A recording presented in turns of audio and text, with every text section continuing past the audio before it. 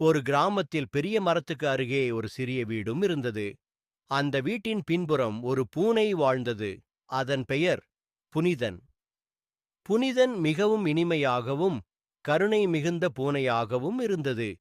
அவன் சிறந்த நண்பன், குழந்தைகளின் மனதுக்கு மிகவும் பிடித்தவன்.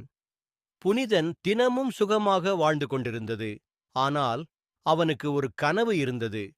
அவன் ஒரு பெரிய உலகத்தை பார்ப்பது, அங்கு பல புதிய நண்பர்கள், புதிய இடங்கள் இருக்கின்றன.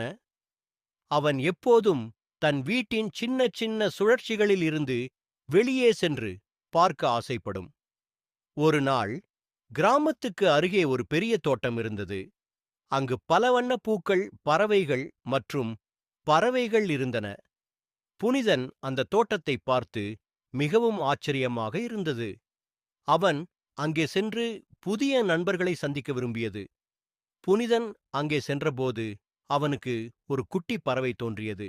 அந்த பறவைக்கு பெயர் சின்னப்பூ. சின்னப்பூ மிகவும் சந்தோஷமான, நகைச்சுவையான பறவையே. அவன் புனிதனுக்கு மிகவும் நல்ல நண்பனானான்.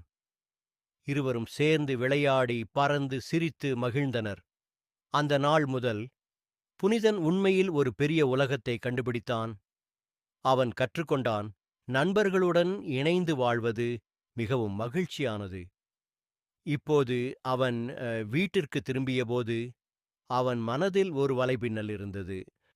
அது என்னவென்றால், உலகம் பெரியது, அதில் பல நண்பர்கள் உள்ளனர், அவற்றை கண்டுபிடிப்பது மிக முக்கியம்.